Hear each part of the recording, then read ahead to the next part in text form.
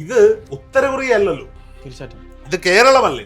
ജനാധിപത്യ ഭാരതത്തിലെ ഏറ്റവും പ്രബുദ്ധരായ ജനങ്ങൾ അധിവസിക്കുന്ന ജനാധിപത്യത്തെ നെഞ്ചോട് ചേർത്ത് പിടിക്കുന്ന പ്രബുദ്ധ മലയാളികൾ എന്ന് നമ്മൾ നാഴികയ്ക്ക് 40 വട്ടം വിശേഷിപ്പിക്കുന്ന, സ്വയം വിശേഷിപ്പിക്കുകയും മറ്റു സംസ്ഥാനങ്ങളിലെ ആളുകൾ വിശേഷിപ്പിക്കപ്പെടുകയും ചെയ്യുന്ന കേരളമാണിത്. ലോകത്തെ ഈ അമ്പലപ്പുഴയിലെ സുധാകരന് എഫക്റ്റ് എത്രത്തോളം ഈ തെരഞ്ഞെടുപ്പിൽ ബാധിക്കും? വരാൻ പോകുന്ന 2026 നടക്കുന്ന തെരഞ്ഞെടുപ്പിൽ ഇടതുപക്ഷത്തിനും വലതുപക്ഷത്തിനും ഒരുപോലെ വെല്ലുവിളി മുഴക്കുന്നുണ്ട് ഈ സുധാകര നാമധാരികൾ രണ്ടുപേർ. അല്ലെങ്കിൽ കോൺഗ്രസിലെ സുധാകരൻ അങ്ങനെ കോൺഗ്രസിനെ ചതിക്കാനോ കോൺഗ്രസ് വിട്ടുപോകാനോ ഒന്നും സാധിക്കാത്ത ഒരു സുധാകരനാണ്.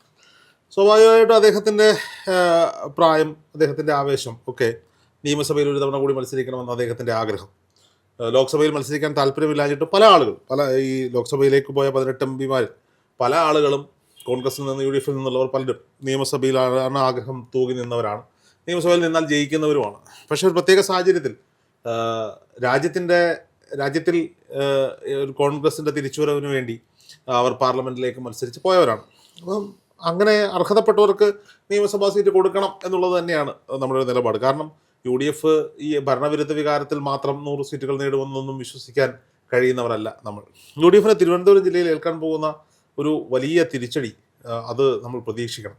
വട്ടിയൂർക്കാവിൽ മാത്രമാണ് പ്രതീക്ഷ വെക്കാൻ സാധിക്കുന്നത് എന്നാണ് ഇപ്പോഴത്തെ സ്ഥാനാർത്ഥി ലിസ്റ്റുകളൊക്കെ കാണുമ്പോൾ. പിന്നെ വർക്കല കഹാറിനെ പോലെയുള്ളവരൊക്കെ മത്സരിക്കുന്നുണ്ട്. അതൊക്കെ ഇലക്ഷൻ പ്രചരണങ്ങളൊക്കെ ആരംഭിച്ചതിന് ശേഷം മാത്രമേ പറയാൻ പറ്റൂ.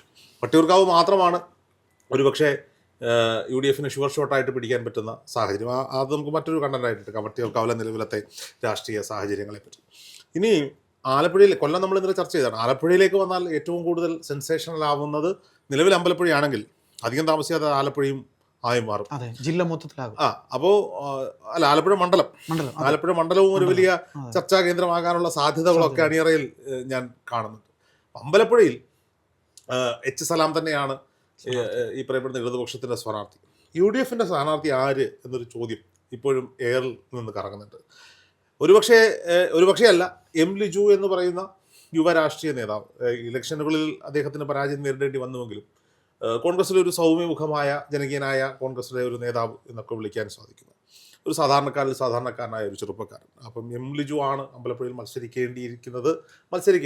ഈ കഴിഞ്ഞ ദിവസം കൊല്ലം DCCയിൽ വെച്ചിട്ട് ഒരു വാർത്താവിഷയവുമായി പോകുമ്പം ലിജനെ കണ്ടപ്പോഴും ലിജേട്ടൻ ചോദിച്ചു, ചേട്ടാ തൃപ്പൂണിത്തറയിലേക്കാണെന്ന് പറയുന്നല്ലോ എന്ന് ചോദിച്ചപ്പോൾ പറഞ്ഞു, എനിക്ക് എപ്പോഴും അമ്പലപ്പുഴ തന്നെയാണ് താല്പര്യം. അമ്പലപ്പുഴയാണല്ലോ നമ്മുടെ നാട്, അമ്പലപ്പുഴയാണ് എൻ്റെ പ്രവർത്തന മേഖല. പിന്നെ പാർട്ടി മത്സരിക്കാൻ പറഞ്ഞാൽ എവിടെയായാലും മത്സരിക്കേണ്ട എന്ന് പറഞ്ഞാൽ മത്സരിക്കില്ല. അതാണ് M ലിജുവിൻ്റെ ഒരു നിലപാടായി അദ്ദേഹം നമ്മളോട് പറഞ്ഞത്. പക്ഷേ ഈ സുധാകരൻ്റെ ഇടതുപക്ഷത്തിനോടുള്ള ഈ വിയോജിപ്പ് UDF രാഷ്ട്രീയ മുതലെടുക്കാനുള്ള ശ്രമം നടത്തിക്കൊണ്ടിരിക്കുകയാണ്.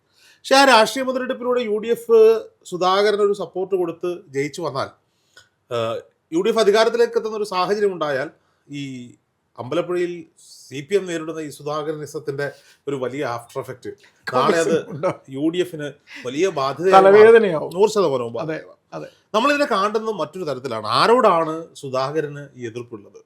സുധാകരനെ പോലെയുള്ള ഇടതുപക്ഷ നേതാക്കന്മാരെ തഴഞ്ഞുകൊണ്ട് ഒരു കമ്മ്യൂണിസ്റ്റ് പ്രസ്ഥാനത്തിന് എത്ര കാലം മുന്നോട്ട് പോകാൻ സാധിക്കും? ഇപ്പോൾ അദ്ദേഹത്തിനെതിരെ വർഗവഞ്ചകൻ എന്നൊക്കെ പറഞ്ഞ് പോസ്റ്റർ ഒട്ടിക്കുന്ന പാൽക്കുപ്പി പിള്ള, H സലാമിന്റെ നേതൃത്വത്തിലുള്ള പാൽക്കുപ്പി പിള്ള എന്ന് തന്നെ അവരെ വിളിക്കണം. അവർക്കറിയില്ലല്ലോ ഈ ഒരു രാഷ്ട്രീയ പ്രസ്ഥാനം കെട്ടിപ്പടുക്കാൻ സുധാകരനെ പോലെയുള്ള ആളുകൾ എന്തുമാത്രം കഷ്ടപ്പെട്ടു എന്നുള്ളത്. തീർച്ചയായിട്ടും പ്രായപരിധി കൊണ്ട് സുധാകരനെ മാറ്റി നിർത്താൻ തീരുമാനിക്കുന്നവർ, പ്രായപരിധിയുടെ പേരിൽ തോമസ് ഐസക്കിനെ പോലെയുള്ളവരെ മാറ്റി നിർത്താൻ ശ്രമിക്കുന്നവർ ഒക്കെ ചിന്തിക്കേണ്ടുന്ന ഒരു കാര്യമുണ്ട്. ഈ ടീം LDFന് ഒരു നേതാവേ ഇന്നുള്ളൂ. പണ്ടൊക്കെ LDF എന്ന് പറയുമ്പോൾ CPIയുടെ ഒരു നേതാവും കേരള കോൺഗ്രസ് എമ്മിൻ്റെ ഒരു നേതാവും അങ്ങനെ RSPയുടെ ഒരു നേതാവ്. RSP ഇന്നില്ല, അവർക്കൊന്നുമില്ല. ഞാൻ പറഞ്ഞത് ബേബി ജോണിന്റെ കാലം. അപ്പം ഞാൻ ബേബി ജോണിന്റെ കാലവും വിടുക, അച്യുതാനന്ദനെ കാണിച്ച് പിണറായിയെ മുഖ്യമന്ത്രിയാക്കിയ കാലത്ത് LDFന്റെ ചിത്രത്തിനൊപ്പം പാർട്ടി സെക്രട്ടറിയുടെ പടം ഉണ്ടാകും, മുഖ്യമന്ത്രിയുടെ പടം ഉണ്ടാകും, ശിഷ്യനായ VS അച്യുതാനന്ദന്റെ പടം ഉണ്ടാകും, കാനൻ രാജേന്ദ്രന്റെ പടവും ഉണ്ടാകും. ഇപ്പോൾ നോക്കൂ, ഇപ്പോൾ കൊച്ചി നഗരത്തിൽ, ഇപ്പോൾ നമ്മൾ കൊച്ചി നഗരവും കേന്ദ്രീകരിച്ച് പ്രവർത്തിക്കുന്നവർ എന്ന നിലയിൽ, കൊച്ചി നഗരമല്ല എങ്ങോട്ടേക്ക് പോയാലും ഇത് തന്നെയാണ് കാണാറുള്ളത്. കൊച്ചി നഗരത്തിലെ പരസ്യ ബോർഡുകളുടെ നില മാറിയിട്ടുണ്ട്. ഫ്ലെക്സ് ബോർഡുകളിൽ നിന്ന് ലൈറ്റ് ബോർഡുകളിലേക്കും, ലൈറ്റ് ബോർഡുകളിൽ നിന്ന് LED ബോർഡുകളിലേക്കും, LED ബോർഡുകളിൽ നിന്ന് LED ഡിസ്പ്ലേകളിലേക്കും മാറിയിട്ടുണ്ട്. കൊച്ചിയിലേക്ക് വരുന്നവർ കൊച്ചി നഗരത്തിന്റെ ഇരുവശങ്ങളിലുമുള്ള LED ഡിസ്പ്ലേകളിലേക്ക്, ഹോർഡിങ്സുകളിലേക്കൊക്കെ ഒന്ന് കണ്ണോടിച്ചാൽ അവർക്ക് മനസ്സിലാക്കാൻ സാധിക്കും ഇതൊക്കെ ഏതാണ്ട് കണ്ണൂർ ജില്ലയിലെ ആകെയുള്ളത് പിണറായി അങ്ങനെയല്ല, മാത്രമേ ഉള്ളൂ. കണ്ണൂർ ജില്ലയിലെ ഏതോ വലിയ ഒരു ക്ഷീര കർഷകന്റെ കുടുംബത്തിൽ നിന്ന് കൊണ്ടുവന്ന്, ക്ഷമിക്കണം, കേര കർഷകന്റെ കുടുംബത്തിൽ നിന്ന് കൊണ്ടുവന്ന് ചിലവാക്കുന്നതാണോ എന്ന് തോന്നലുണ്ടായി പോകും. നമുക്ക് നിങ്ങൾ പരസ്യം ചെയ്തോളൂ. ഒരു സർക്കാരിനെ സംബന്ധിച്ചിടത്തോളം അവർക്ക് പരസ്യങ്ങൾ ചെയ്യാം, അവരുടെ വികസന നേട്ടങ്ങൾ പരസ്യം ചെയ്യാം, അതിൽ തെറ്റില്ല. പക്ഷെ അത് ഒരാളിലേക്ക് മാത്രം ചുരുക്കുന്നതിനോടാണ് നമ്മൾ വിയോജിപ്പ് രേഖപ്പെടുത്തുന്നത്. തീർച്ചയായിട്ടും. പിണറായി വിജയൻ മാത്രമാണോ LDF, അല്ലെങ്കിൽ പിണറായി വിജയൻ പ്രതിദാനം ചെയ്യുന്ന CPM മാത്രമാണോ LDF? ഈ CPM എന്ന് പറയുന്ന രാഷ്ട്രീയ പ്രസ്ഥാനത്തെ ഇവിടെ കെട്ടിപ്പടുക്കാൻ പിണറായി വിജയനേക്കാളും കഷ്ടപ്പെട്ട രാഷ്ട്രീയ നേതാക്കന്മാർ എത്രയോ നമ്മുടെ നാട്ടിലുണ്ട്. സുധാകരൻ അത്തരത്തിലൊരാളല്ലേ? എന്റെ ചോദ്യം എവിടെയാണ് വരുന്നത്? ഇന്ന് മന്ത്രിസഭയിൽ ഇരിക്കുന്ന മുഹമ്മദ് റിയാസിനേക്കാളും വീണ ജോർജ്, മുഹമ്മദ് റിയാസിനോട് എനിക്ക് രാഷ്ട്രീയപരമായ എതിർപ്പുകളൊന്നുമില്ല. കാരണം അദ്ദേഹം പിണറായി വിജയന്റെ മകളെ വിവാഹം കഴിച്ചു എന്നുള്ളത് ആളുകൾക്ക് അദ്ദേഹത്തെ ട്രോളാനുള്ള ഒരു കണ്ടന്റായി ആളുകൾ എടുക്കുമ്പോഴും SFIയിലൂടെ DYFIയിലൂടെ രാഷ്ട്രീയ പ്രസ്ഥാനങ്ങളിലൂടെയൊക്കെ വളർന്നു വന്ന രാഷ്ട്രീയ നേതാവാണ്. പക്ഷെ ഷംസീറിനെ പോലെയുള്ള ആളുകൾ നിയമസഭയിൽ ഇരിക്കുമ്പോൾ അർഹിക്കാത്ത ചില പ്രാധാന്യങ്ങൾ ഇദ്ദേഹത്തിന് ലഭിക്കുന്നു എന്നുള്ളതാണ് നമ്മുടെ എതിർപ്പ് വരുന്നത്. പക്ഷെ വീണ ജോർജിനെ പറ്റിയൊക്കെ ചിന്തിക്കുമ്പോൾ, വീണ ജോർജ് ഒരു പക്ഷേ ക്യാമ്പസ് രാഷ്ട്രീയ കാലഘട്ടത്തിലെ SFIക്കാരിയായിരുന്നിരിക്കാം. പക്ഷേ ഒരു മാധ്യമ പ്രവർത്തകയെ കൊണ്ടുവന്ന് MLA ആക്കി അവിടെ നിന്ന് മന്ത്രിയാക്കുന്നതിന്റെ ലോജിക്കും നമ്മൾ മനസ്സിലാക്കാം. പക്ഷെ അതിനേക്കാൾ സീനിയോറിറ്റി ഉള്ളവർ, അർഹതപ്പെട്ടവർ നിയമസഭയിൽ ഇരിക്കുമ്പോൾ അത് ചെയ്യുന്നത് ആരെ പ്രീണിപ്പിക്കാൻ വേണ്ടിയാണ്, സഭയെ പ്രീണിപ്പിക്കാൻ വേണ്ടിയാണ് എന്ന ഉത്തമ ബോധ്യം മലയാളികൾക്കുണ്ട്. തീർച്ചയായിട്ടും.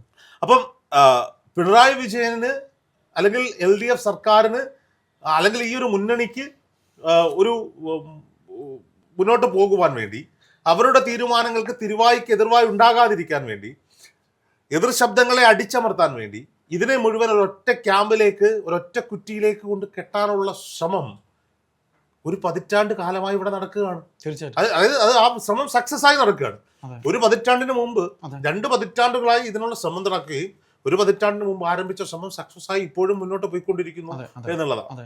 VS അച്യുതാനന്ദൻ എന്ന് പറയുന്ന രാഷ്ട്രീയ മഹാവൃക്ഷം, അദ്ദേഹത്തിന്റെ അനാരോഗ്യം തുടങ്ങിയ കാലം മുതൽ എതിർചേരിയുടെ ശബ്ദം ഇടിഞ്ഞു താണു എന്ന് വേണം പറയാൻ. എതിർചേരിയിൽ ശബ്ദമുയർത്താൻ ആഗ്രഹിക്കുന്നവരുണ്ട്, പക്ഷെ അവർക്ക് മുന്നിലേക്ക് വന്ന് ശബ്ദമുയർത്താൻ സാധിക്കുന്നില്ല. അതിന്റെ കാരണം എന്താ? പാർട്ടിയിൽ കലാപക്കൊടി ഉയർത്തിയാൽ പാർട്ടിയിൽ നിന്ന് പുറത്തു പോകേണ്ടി വരും. പാർട്ടിയിൽ നിന്ന് പുറത്തു പോയാൽ ജീവിതത്തിന്റെ വകതിരിവുണ്ടായ കൗമാരകാലഘട്ടം തൊട്ട് ഇങ്ങോട്ടേക്ക് ഇടതുപക്ഷത്തിന്റെ കൊടിപിടിച്ച രാഷ്ട്രീയ പ്രവർത്തനം നടത്തിയവർക്ക് ഈ പാർട്ടിയിൽ നിന്ന് പുറത്തു പോയാൽ മറ്റൊരു രാഷ്ട്രീയ പ്രസ്ഥാനത്തിലേക്ക് കടന്നു ചെല്ലേണ്ടി വരും. ഇപ്പൊ CPM വിട്ടുന്നവർക്കൊക്കെ CPI എന്ന് പറയുന്ന ഒരു കമ്മ്യൂണിസ്റ്റ് പ്രസ്ഥാനം ആശ്രയമായി ഇവിടെ ഉണ്ടായിരുന്നു. പക്ഷെ CPIയിലേക്ക് ചെല്ലുമ്പോൾ CPIയും ഭരിക്കുന്നത് CPM ആണ്, പിണറായി വിജയൻ ആണ് എന്ന തരത്തിലേക്കാണ് കാര്യങ്ങൾ പോയിക്കൊണ്ടിരിക്കുന്നത്. CPIയുടെ ആഭ്യന്തര കാര്യങ്ങൾ പോലും CPM ഇടപെടുന്നു അല്ലെങ്കിൽ പിണറായി വിജയൻ ഇടപെടുന്നു എന്ന് പറയുമ്പോൾ ആ രാഷ്ട്രീയ പ്രസ്ഥാനത്തിൽ പോലും തനിക്ക് നിലനിൽക്കാൻ സാധിക്കില്ല എന്ന ഉത്തമ ബോധ്യമുള്ള രാഷ്ട്രീയക്കാർ, ചെറുപ്പക്കാർ, പിന്നീട് അവർക്കുള്ള ഓപ്ഷൻ BJPയോ കോൺഗ്രസോ അല്ലെങ്കിൽ RSP പോലെയുള്ള മറ്റു കമ്മ്യൂണിസ്റ്റ് പ്രസ്ഥാനങ്ങളാണ്. പക്ഷെ അവർ വളർന്നു വന്നൊരു പൊളിറ്റിക്കൽ ഐഡിയോളജി ഉണ്ട്. ആ ഐഡിയോളജിയിൽ നിന്നും മാറാൻ ഒരു വിധത്തിലും ഇവരുടെ മനസ്സനുവദിക്കുന്നില്ല. ഒരുപക്ഷെ ജനിച്ചു വീണപ്പോൾ മുതൽ ഉയർന്നു കേട്ട കമ്മ്യൂണിസം എന്ന് പറയുന്ന ആ ആദർശത്തിനോടുള്ള അതിയായ അഭിനിവേശമാകാം സഹിച്ചും ക്ഷമിച്ചും ആ പ്രസ്ഥാനത്തിൽ തന്നെ നിൽക്കാൻ പലരെയും പ്രേരിപ്പിക്കും. തീർച്ചയായിട്ടും വന്നു കയറുന്നവർക്കെല്ലാം വിരുന്നുകാരായി മാറുന്ന ഒരു സാഹചര്യം ഈ പ്രസ്ഥാനങ്ങളിലെല്ലാം തന്നെയുണ്ട്. അപ്പോൾ സ്വാഭാവികമായും എല്ലാവരും ശ്രീനാദേവി കുഞ്ഞമ്മമാരെ പോലെയോ എല്ലാവരും ഐഷാ പോറ്റിയെ പോലെയോ ഒന്നുമല്ലല്ലോ. ഇപ്പൊ സുധാകരൻ തന്നെ CPM വിടാനൊരുങ്ങുമ്പോൾ സുധാകരന്റെ കോൺഗ്രസിലേക്കുള്ള വരവാണെങ്കിൽ അത് വലിയ രീതിയിൽ കോൺഗ്രസ് ആഘോഷിക്കുമെന്ന കാര്യത്തിൽ യാതൊരു വിധമായ സംശയവുമില്ല. പക്ഷെ അദ്ദേഹം എന്താ സ്വതന്ത്രനായി നിൽക്കാനാണ് ആഗ്രഹിക്കുന്നത്. കഴിഞ്ഞ ദിവസം ഇതേ ഫ്ലോറിൽ ഇരുന്നൊരു BJPയുടെ ചിന്തകൻ നമ്മളോട് പറഞ്ഞത് ഓർമ്മയില്ലേ? അദ്ദേഹത്തിന്റെ ജീവൻ അപകടത്തിലാണ്, അദ്ദേഹത്തിന് എന്തും സംഭവിക്കാം. എന്തുകൊണ്ടാണ് ഒരു രാഷ്ട്രീയ പ്രസ്ഥാനത്തിന്റെ തണലിലേക്ക് പോകാതിരുന്ന TP ചന്ദ്രശേഖരന്റെ അനുഭവം നമ്മുടെ മുന്നിലുണ്ട്. അദ്ദേഹം യഥാർത്ഥ കമ്മ്യൂണിസ്റ്റായി തുടരാൻ സ്വതന്ത്രനാവുകയും പിന്നീട് ഒരു പാർട്ടി രൂപീകരിക്കുകയും ഒരു കമ്മ്യൂണിസ്റ്റ് പ്രസ്ഥാനത്തിന് രൂപം കൊടുക്കുകയും ചെയ്തതിന്റെ പേരിൽ ക്രൂരമായ കൊലപാതകത്തിന് വിധേയനാകേണ്ടി വന്ന ആ മനുഷ്യൻ, പിന്നീട് അദ്ദേഹത്തിന്റെ വിധവ ആ രാഷ്ട്രീയ പ്രസ്ഥാനത്തെ നിലനിർത്താൻ മുന്നോട്ട് കൊണ്ടുപോകാൻ സാധിക്കാത്തത് കൊണ്ട് ശത്രുവിന്റെ ശത്രുമിത്രം എന്ന നിലപാടെടുത്ത UDFന്റെ അനുഭാവിയായി UDFന്റെ സഹായത്തോടു കൂടി വിജയിച്ച് നിയമസഭയിലേക്ക് എത്തിയപ്പോൾ നിയമസഭയിൽ 5 വർഷക്കാലം അവർക്ക് ആക്രമണങ്ങൾ നേരിടുമ്പോഴും സംരക്ഷണം ഒരുക്കാൻ UDF എന്ന് പറയുന്ന ഒരു പ്രസ്ഥാനം ഇവിടെ ഉണ്ടായിരുന്നു. സുധാകരന്റെ മുന്നിൽ അങ്ങനെ ഒരു ഓപ്ഷൻ സുധാകരൻ തിരഞ്ഞെടുത്തിട്ടില്ല. അന്ത്യവയോധികനായിരിക്കുന്ന സുധാകരനെ സംബന്ധിച്ചിടത്തോളം അത് അനിവാര്യമാകുന്ന ഘട്ടത്തിലാണ്. പക്ഷേ UDFന് അദ്ദേഹം ഉയർത്താൻ, അദ്ദേഹത്തിന്റെ ഐഡിയോളജിയിൽ നിന്ന് അദ്ദേഹം പിന്മാറില്ല, അദ്ദേഹത്തിന്റെ പിടിവാശികളിൽ നിന്ന് അദ്ദേഹം പിന്മാറില്ല, അദ്ദേഹത്തിന്റെ നിലപാടുകളിൽ നിന്ന് അദ്ദേഹം പിന്മാറില്ല. പക്ഷേ ഇത് UDFന്റെ ഒരു സംവിധാനത്തിൽ UDFന് ഇപ്പോൾ തന്നെ പിടിവാശിക്കാരുടെ എണ്ണം കൂടി നിൽക്കുന്ന ഒരു സാഹചര്യത്തിൽ അത് എങ്ങനെ സംഭവിക്കും എന്ന് പറയാനും സാധിക്കില്ല. അപ്പം ജി സുധാകരൻ കലാപക്കൊടി ഉയർത്തുന്നത് പാർട്ടിക്കെതിരെ അല്ല, സ്വന്തം പ്രസ്ഥാനത്തിനെതിരെ അല്ല, സ്വന്തം ഐഡിയോളജിക്കെതിരെ അല്ല, ഇതിൽ നിലനിൽക്കുന്ന കമ്മ്യൂണിസത്തെ ഭരിക്കുന്ന പിണറായിസത്തിനെതിരെയാണ്. തീർച്ചയായിട്ടും പിണറായി വിജയനാണോ പാർട്ടി? അല്ല എന്ന് തന്നെയാണ് ഉത്തരം. അതെ. ജി സുധാകരനും ആ പാർട്ടിയാണെന്നേ. അവിടെ വോട്ട് ചെയ്യുന്ന 18 വയസ്സിൽ മെമ്പർഷിപ്പ് എടുക്കുന്ന ഒരു CPM-ന്റെ പാർട്ടി മെമ്പർ ആയിരിക്കുന്ന അവരുടെ പാർട്ടിയാണ്, എല്ലാവരുടെയും പാർട്ടിയാണ്. ഇവിടെ തീരുമാനങ്ങൾ എടുക്കുമ്പോൾ ജനാധിപത്യം നഷ്ടപ്പെട്ടിരിക്കുന്നു CPM-നുള്ളിൽ. തീർച്ചയായിട്ടും ആ ഉത്തമ ബോധ്യത്തിൽ നിന്നാണ് അഭിപ്രായങ്ങൾ കേൾക്കുന്നില്ല. ജി സുധാകരൻ ഒരു അഭിപ്രായം പറയുമ്പോൾ ഒളിഞ്ഞും തെളിഞ്ഞും ജി സുധാകരനെ ആക്ഷേപിക്കാൻ സജി ചെറിയാന്മാരും MM മണിമാരും ഇറങ്ങുന്ന കാലഘട്ടത്തിലൂടെയാണ് നമ്മൾ പോയിക്കൊണ്ടിരിക്കുന്നത്. എച്ച് സലാമിനെയൊക്കെ കമ്മ്യൂണിസ്റ്റ് എന്ന് വിളിക്കാൻ പറ്റും. അതെ, പകൽ CPM അല്ല, അങ്ങനെയാണ് ആരോപണങ്ങൾ ഉയരുന്നത്. ഇത് ഇന്നോ ഇന്നലെയോ കേട്ടതൊന്നുമല്ല, ഒരിക്കലുമല്ല. ആലപ്പുഴയിൽ ഈ പറയപ്പെടുന്ന STPA-യുമായി ബന്ധപ്പെട്ടുണ്ടാകുന്ന വിവാദങ്ങളും ഒക്കെ നമ്മൾ കേട്ടിട്ടുള്ളത്. ഇതിനൊക്കെ പിന്നാമ്പുറത്ത് ഇടതുപക്ഷത്തിന്റെ ഒരു തണൽ ഒരുക്കുന്നത് എച്ച് സലാമിനെ പോലെയുള്ളവരാണ് എന്ന ആക്ഷേപം ആരിഫിന്റെ പേര് നമുക്ക് പറയേണ്ടി വരും. അല്ല, ഞാൻ പറഞ്ഞല്ലോ, അദ്ദേഹം അവരൊക്കെ ഒരു മുസ്ലിം നാമധാരികളായതുകൊണ്ട് STPക്കാരെന്ന് അങ്ങനെ ഒരു ധ്വനി പാർട്ടിക്കുള്ളിൽ CPM-ൽ അല്ല, അങ്ങനെ ഞാൻ പറഞ്ഞതല്ല, പക്ഷെ ഈ പറയുന്ന രീതിയിൽ ഉണ്ട്. അപ്പൊ അങ്ങനെ ഒരു ധ്വനി പാർട്ടിക്കുള്ളിൽ, ചർച്ച പാർട്ടിക്കുള്ളിൽ അവിടെ നടക്കുന്നുണ്ട്. അപ്പൊ നമ്മൾ മനസ്സിലാക്കേണ്ടത് ജി സുധാകരൻ അവിടെ സ്വതന്ത്രമായി തന്നെ മത്സരിക്കണം. തീർച്ചയായിട്ടും UDF കൈപ്പത്തി ചിഹ്നത്തിൽ മറ്റൊരു സ്ഥാനാർത്ഥി അവിടെ മത്സരിക്കണം. LDF അഴിവാൾ ചുറ്റിക നക്ഷത്രത്തിൽ സ്ഥാനാർത്ഥി മത്സരിക്കണം. BJP താമര ചിഹ്നത്തിൽ അവിടെ ആളുകളെ മത്സരിക്കും. രാഷ്ട്രീയ പോരാട്ടം മുറുകട്ടെ. ചതുഷ്കോണ മത്സരത്തിന് അമ്പലപ്പുഴയിൽ കളമൊരുക്കണം. ഒരു ഓർമ്മയുണ്ടല്ലോ, നമ്മുടെ സ്വന്തം PC പൂഞ്ഞാറിൽ മത്സരിച്ചത് നമുക്ക് ഓർമ്മയുണ്ട്. ഒരു ചതുഷ്കോണ മത്സരത്തിൽ കളമൊരുങ്ങിയപ്പോൾ PC ജയിച്ചു വന്നു എന്നുള്ളത് ആരുടെ വോട്ട് പിടിച്ചു എന്നുള്ളത് ചോദിക്കാൻ നിൽക്കരുത്. ഇന്ന് ഏറ്റവും കൂടുതൽ അദ്ദേഹം എതിർക്കുകയും ചീത്ത വിളിക്കുകയും ചെയ്യുന്ന STPക്കാരന്റെ വോട്ട് പിടിച്ചു തന്നെയാണ് അയാൾ. വോട്ട് കിട്ടുന്ന ആരും നോക്കേണ്ട കാര്യം. ഇലക്ഷൻ രാഷ്ട്രീയത്തിൽ ഇതൊന്നും വേണം. ജയിച്ചതിന് ശേഷം അദ്ദേഹം ആർക്കൊപ്പം നിൽക്കുന്നു, എങ്ങനെ നിൽക്കുന്നു എന്നുള്ളതാണ് സ്വാഭാവികമായും ജി സുധാകരൻ. അപ്പൊ ജി സുധാകരനെ സംബന്ധിച്ച് നമ്മൾ കഴിഞ്ഞ ദിവസങ്ങളിൽ ചില പൊളിറ്റിക്കൽ വോക്സ് പോപ്പുകൾ കാണുമ്പോൾ, പബ്ലിക് ഒപ്പീനിയനിൽ കാണുമ്പോൾ അവിടുത്തെ സാധാരണക്കാരായ ജനങ്ങൾ പറയുന്നു, അദ്ദേഹം ഒരുപാട് കാര്യങ്ങൾ ചെയ്താണല്ലേ, ജയിക്കണം. ജി സുധാകരൻ സ്വതന്ത്രമായി ജയിച്ചു വരാൻ സാധിക്കുമെങ്കിൽ ജി സുധാകരൻ സ്വതന്ത്രമായി ജയിച്ചു വരട്ടെ. ഒരു സ്വതന്ത്രൻ കൂടി അവിടെ ഇരുന്നു എന്ന് വിചാരിച്ച് വലുതായിട്ടൊന്നും നേടാനില്ല. എന്തായാലും ഈ വരാൻ പോകുന്ന നിയമസഭാ തെരഞ്ഞെടുപ്പിൽ ഇടതുപക്ഷത്തിനും വലതുപക്ഷത്തിനും മാത്രമൊന്നും അല്ലല്ലോ അവിടെ പോലെയുള്ളത്. KK രമ ഇരിക്കുന്നത് പോലെ അങ്ങോട്ട് മാറി തീർച്ചയായിട്ടും ജി സുധാകരനും ഇരിക്കട്ടെ. എന്തായാലും BJPക്കും കാണാൻ 2-3 മെമ്പർമാർ. സഭ അങ്ങോട്ട് കൊഴുക്കട്ടെ. ഇടതിനും വലതിനും മാത്രം പോരല്ലോ, സ്വതന്ത്രന്മാരും വരട്ടെ. രാഷ്ട്രീയത്തിൽ തിരുത്തലുകൾ ഉണ്ടാകട്ടെ എന്ന് വിചാരിച്ച് ജി സുധാകരൻ ഈ പറയുമ്പോൾ ചതുഷ്കോണ മത്സരത്തിൽ ജയിക്കുമെന്ന നിലപാടിലേക്കല്ല ഞാൻ പോകുന്നത്. ലിജുവിനെ പോലുള്ളവർ മത്സരിച്ചാൽ ജയിക്കേണ്ടവരാണ്. അപ്പോ VD സതീശൻ പറഞ്ഞതുപോലെ ഞാൻ ഇടതുപക്ഷത്ത് നിന്ന് പോവുകയും ചെയ്തു, എന്നാൽ ഇടതുപക്ഷമേ അധികാരത്തിൽ എത്തൂ എന്ന് പറയുന്ന നിലപാട് ജി സുധാകരൻ തിരുത്തപ്പെടേണ്ടതാണ്. അല്ലേ, ഇടതുപക്ഷം വരും അദ്ദേഹം പറഞ്ഞില്ല. പിണറായി വിജയൻ ജയിക്കുമെന്നേ പറഞ്ഞു. പിണറായി വിജയൻ മുഖ്യമന്ത്രിയാകും. അതെ, മുഖ്യമന്ത്രിയാകുമെന്ന് അദ്ദേഹം പറഞ്ഞില്ല. പിണറായി വിജയൻ ജയിക്കും എന്നുള്ള രാഷ്ട്രീയ കൗശലമാണ് അദ്ദേഹം. പിണറായി വിജയൻ ജയിക്കുന്ന കാര്യത്തിൽ ആർക്കും സംശയമൊന്നുമില്ല. മുന്നണി ജയിക്കുന്ന അദ്ദേഹം പറഞ്ഞു. പിണറായി വിജയനും VD സതീശനും രമേശ് ചെന്നിത്തലയും ഒക്കെ ജയിക്കുമെന്നോ ജയിക്കില്ല എന്ന് പറയുന്നത് രാഷ്ട്രീയ അവിടെയാണ് അദ്ദേഹത്തിന്റെ കൗശലം, രാഷ്ട്രീയ കൗശലം. ഈ ഇടതുപക്ഷം വലിയ രീതിയിലുള്ള PR വർക്കുകൾക്ക് വേദിയാക്കുന്നുണ്ട്, കലാസൃഷ്ടികളെ. ഇന്നലെ ഞാൻ വീട്ടിലിരിക്കുമ്പോൾ വെറുതെ ഫേസ്ബുക്ക് ഒന്ന് സ്ക്രോൾ ചെയ്യുമ്പോൾ കൗമുദി ചാനലിലെ അളിയൻസ് എന്ന് പറയുന്ന പ്രോഗ്രാം കാണുകയാണ്. ഓരോ എപ്പിസോഡുകളിലും അവർ കൃത്യമായ PR വർക്കുകൾ നടത്തുന്നുണ്ട്, രാഷ്ട്രീയം കുത്തിക്കയറ്റുന്നുണ്ട്, പ്രൊമോഷൻ കുത്തിക്കയറ്റുന്നുണ്ട്. എന്തിനാണെന്ന് ഇതിലൊക്കെ നിൽക്കുന്നത്?